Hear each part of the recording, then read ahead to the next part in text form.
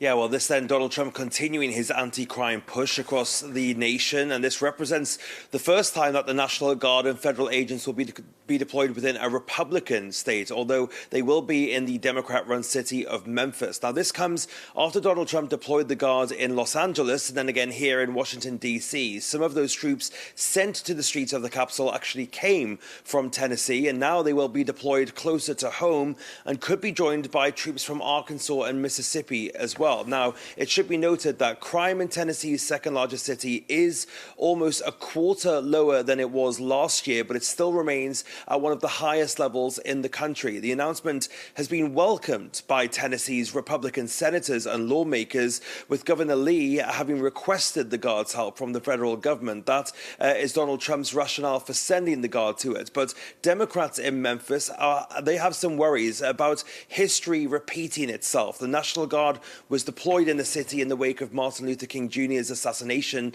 in the city in 1968. And the Democrat mayor of Memphis, Paul Young, said that they don't want to invoke those same images in 2025. He spoke to CNN in the last couple of days and said that he expects more details to come out this week, including the number of troops that will be sent, their arrival date, and also their duties, suggesting that the Guard might assist with things like traffic control for major events, as well as monitoring surveillance cameras, all those neighborhood beautification efforts that they've been doing here in D.C., like picking up garbage and moving piles of mulch around. It is expected that the first troops, though, could arrive in Memphis as soon as this weekend.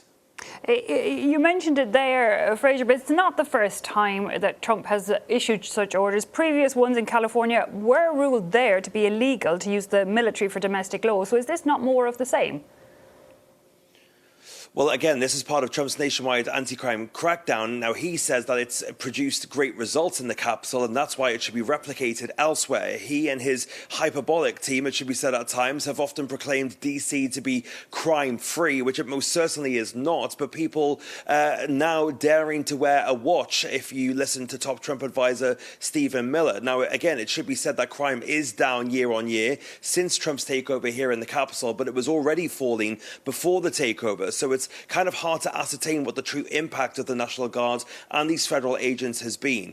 Critics of Donald Trump say that this is part of a power grab by the president and a way of normalizing the images of soldiers on the streets, with D.C. really being seen as the test case for Donald Trump to play out this scenario. That's because D.C.'s unique position as a federal district and not a state means that the council and mayor of D.C. are effectively subservient to the U.S. Congress, who decide D.C.'s laws and budget. Other states, however, have congresspeople, senators, the governors as well, who have more power. And Trump's unilateral deployment of the National Guard in California, therefore, was recently declared illegal. That's stymieing potentially his plan to send the Guard to Chicago, as Democratic Governor Pritzker of Illinois hasn't requested the National Guard. But legal headaches really haven't stopped this president in the past and will probably not do so now. He has vowed to push on with this crime crackdown and now has his sights set on the Windy City, New Orleans, and also St. Louis as well.